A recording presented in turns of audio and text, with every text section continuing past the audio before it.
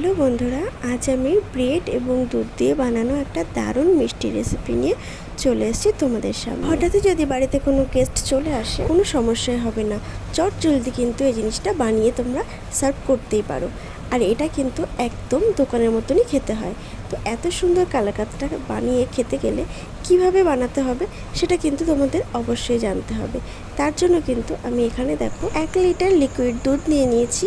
আর কিন্তু আমার এখানে লেগেছে 8 পিস মতো ব্রেড। তো দেখো আমি কিন্তু দুধটাকে আগে থেকেই জাল দিয়ে রেখেছিলাম, আর এখন কিন্তু আমি আবার একটু জ্বালিয়ে নিচ্ছি।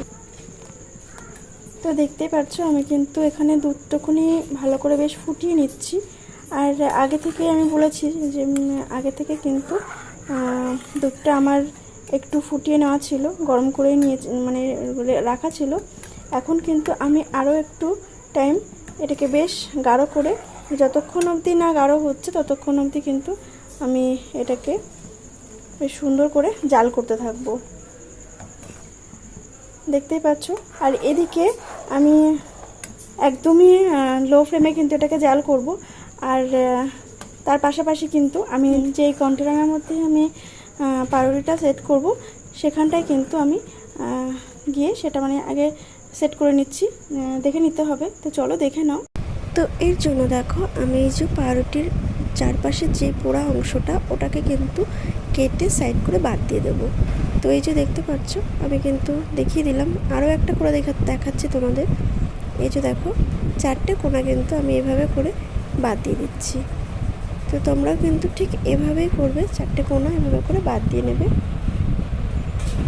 তো এবার এই যে দেখতে পাচ্ছ আমি কিন্তু 4টে ব্রেড এভাবে করে সেট করে নিচ্ছি, যে কিভাবে আমি রাখলে আমার সুবিধে হবে সেভাবে কিন্তু আমি সেট করে জাস্ট দেখে নিচ্ছি। তো তোমাদেরকে দেখিয়ে নিলাম, এভাবে কিন্তু সেট করে নেবে প্রথমেই। আর এদিকে দেখো আবারও চলে এসেছি দুধটাকে জাল করতে। তো দুধটা কিন্তু আস্তে আস্তে অনেকটাই বেশ গাঢ় হয়ে আসছে। আর এই মুহূর্তে কিন্তু আমি দেখো কিছুটা জাফরান দিয়ে দিলাম। তো এই জাফরানটা দেওয়ার একটাই কারণ, যে একটা দুধে যে একটা ক্রিমি ভাব, একটা কালার, সে কালারটা কিন্তু আসবে। আর তার সাথে সাথে কিন্তু আমি একটু এলাচের গুঁড়ো দিয়ে দিয়েছি। আমি বাড়িতেই এলাচটা গুঁড়ো করেছি, তোমরা চাইলে কিন্তু দোকান থেকে আনতেই পারো। আর চাইলে কিন্তু এর মধ্যে তোমরা ফুড কালার ইউজ করতে পারো, কিন্তু আমি ফুড কালারটা নিইনি, আমি কিন্তু জাফরান দিয়েছি, তোমাদেরকে দেখিয়ে দিয়েছি সেটা। তো এই যে দেখতেই পাচ্ছ বেশ অনেকটা কিন্তু একটা গাঢ় ভাব চলে এসছে। এই মুহূর্তে কিন্তু আমি এই দুধ কিছুটা পরিমাণ তুলে নেব, প্রায় 1 পোয়া মতো দুধ কিন্তু আমি এখানে তুলে নিচ্ছি। তো আমি দুধটুকুনি তুলছি কারণ সেটা তোমরা অবশ্যই দেখতে পারবে যে আমি কেন তুলছি। তো তার জন্য কিন্তু স্কিপ করলে হবে না, পুরো ভিডিওটা ওয়াচ করতে হবে। আর এই পর্যায়ে কিন্তু দেখো আমি প্রায় 50 গ্রাম মতন চিনি দিয়ে এর মধ্যে অ্যাড করছি। তো এটা আমি বেশি চিনি দেব না, তোমরা চাইলে এটাকে কম বেশি বাড়িয়ে নিতেই পারো, বাড়িয়ে কমিয়ে নিতে পারো, কিন্তু আমি কিন্তু এতটা পরিমাণে চিনিটা নিয়েছিলাম। দুধটা একই মিষ্টি ভাব, তারপর চিনিটা নিয়েছি এই পর্যন্তই। মানে 1 কিলো দুধে প্রায় ধরো ওই 50 গ্রামের মতন চিনি নিলেই হয়ে যায়, বা তার কম কম। আমার এখানে একটু কমই আছে 50 গ্রামের থেকে। আর এখানে দেখো 10 টাকা দামের দুটো আমুল দুধের প্যাকেট কিন্তু আমি, মানে পুরো দুধ যেটা আমি 10 টাকার প্যাকেটটা নিয়ে এসেছিলাম, তো 10 টাকা দামের দুটো প্যাকেট কিন্তু আমি এর মধ্যে মিশিয়ে দিয়েছিলাম। তো প্রথমে একটা প্যাকেট দিয়েছি, এটা দেখতে পারলে, এটাকে একটু ভালো করে গুলিয়ে নিয়ে আমি কিন্তু আরও একটা প্যাকেট এর মধ্যে দিয়ে দিচ্ছি, দেখতেই পাচ্ছ। তো এটাকে কিন্তু বেশ সুন্দরভাবে ভালো করে নাড়াচাড়া দিয়ে নিতে হবে, এটা লেগে গেলে হবে না, বা তলা পেকে থাকলেও কিন্তু হবে না। আর এই পর্যায়ে কিন্তু ঘন ঘন একভাবে হাতটা চালাতে হবে, কারণ যদি এটা লেগে যায় নিচ থেকে, আমুল দুধটা দেওয়ার পরপরই কিন্তু নিচে লেগে যাওয়ার একটা ভয় থাকবে, তো সেটা কিন্তু করতে দিলে হবে না। তো দেখতেই পাচ্ছ এখানে কিন্তু আমার দুধটা পুরো মাত্রায় হয়ে গেছে, পুরোটাই একদম কিন্তু একটা ক্রিম চলে এসছে, বুঝতেই পারছো। আর এই মুহূর্তে কিন্তু যেই কন্টেনারে আমি কালাকাতটা সেট করব সেখানেই কিন্তু এটা নিচে অল্প অল্প করে দিয়ে নেব। তো দেখো আমি দেখতেই পাচ্ছ তোমরা যে আমি ভালোভাবে বেশ তোমাদেরকে দেখিয়ে দিচ্ছি, বুঝিয়ে দিচ্ছি, যাতে তোমাদের কোনো রকম কোনো অসুবিধা না হয়। তো বুঝতেই পারছো। আর এটা কিন্তু এভাবে করে করতে হবে, তাহলে হবে কি নিচেও বেশ একই রকমের স্বাদটা আসবে। তো দেখতে পাচ্ছ এভাবে করে কিন্তু এবার আমি পুরো পাউরুটিগুলোকে সেট করে নেব। তো এখনও যারা একটা লাইক করতে ভুলে গেছো তারা প্লিজ একটা লাইক করে আমার পাশে থেকো, আর আমাকে কিন্তু অবশ্যই কমেন্ট করে জানাও যে তোমাদের এই ভিডিওটা কেমন লাগছে। আর যারা নতুন ভিজিট করেছো তারা কিন্তু চাইলে একটু আমার চ্যানেলটিকে সাবস্ক্রাইব করে দিতেই পারো। যারা 3টে কাজই অলরেডি করে নিয়েছো তাদেরকে জানাই অনেক অনেক ধন্যবাদ। তো এখন দেখো আমি কিন্তু মাঝে একটা লেয়ারে দিয়ে নিচ্ছি এইভাবে করে।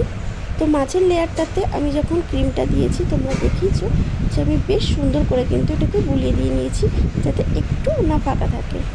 আর তারপর কিন্তু আমি আবারও 4টে পাউরুটি এভাবে করে কিন্তু সেট করে দিচ্ছি, দেখতেই পাচ্ছ।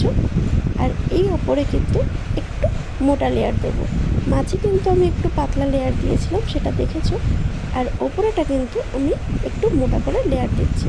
তো দুধের ভাবটা যতটা বেশি থাকবে ততটাই কিন্তু কালাকাতটা খেতে টেস্টি হবে। তো দেখতে পাচ্ছ যে আমি কিভাবে দিচ্ছি। তো তোমরা কিন্তু এভাবেই সেট করবে। আর এটা কিন্তু খেতে বন্ধুরা অসাধারণ হয়। আর এটা যদি তোমরা একবার খেয়ে দেখো তাহলে কিন্তু বুঝতে পারবে।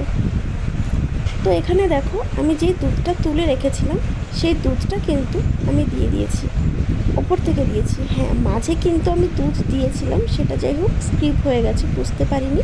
আমি বলে দিচ্ছি মাঝেও কিন্তু একটু দুধের ভাবটা দিয়ে নিতে হবে। আর যে বাকি দুধটুকুনি ছিল সেটা কিন্তু আমি ওপর থেকে দিয়ে দিয়েছি। আর এরপর কিন্তু আমি কিছু ড্রাই ফ্রুট দিয়েছি, কিছু পেস্তা আছে, কাজু আছে, আর কাঠবাদাম আছে। এটাকে কিন্তু আমি একটু ঝিরিঝিরি করে কুচিয়ে এর ওপর থেকে ছড়িয়ে দিয়েছি। এটার জন্য কিন্তু এর স্বাদটা আরও দ্বিগুণ হয়ে যাবে। তো দেখতে পাচ্ছ কত সুন্দর একটা কালার চলে এসছে, অসাধারণ হয়েছে দেখতে। আর এই অবস্থায় কিন্তু আমাকে এটা 2 ঘন্টার জন্য ডিপ ফ্রিজে রাখতে হবে।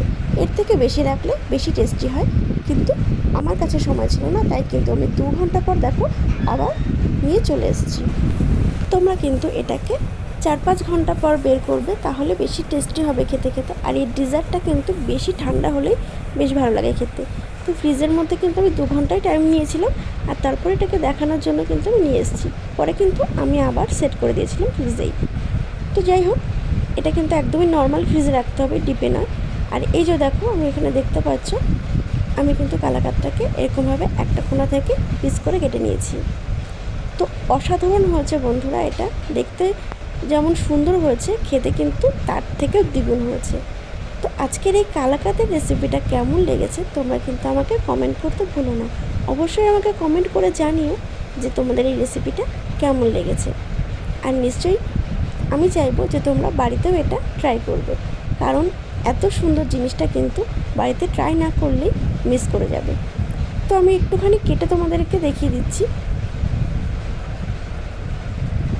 দেখো কত সুন্দর নরম একটা সফট ভাব হয়েছে। আমি কিন্তু তোমাদেরকে একটু মাঝের ভাগটা কেটে দেখিয়ে দিলাম যে কেমন হয়েছে। তোমরা এই কালাকাতটা 5 থেকে 6 ঘন্টা পর কাটবে, যখন দেখবে এটা কিন্তু আরও সফট হয়ে যায়, আরও নরম লাগে খেতে, একদম কিন্তু সফট হয়ে যাবে। তো এভাবে কিন্তু তোমরা করে দেখো। হ্যাঁ, একটা কথা বলার ছিল, আমার গলাটা একটু বসে গেছে, যার জন্য একটু হয়তো তোমাদের শুনতে বা বুঝতে অসুবিধা হবে। তো আমি জানি যে তোমরা নিশ্চয়ই আমার পাশে আছো, আর তোমরা এই ব্যাপারটা নিশ্চয়ই বুঝতে পারবে।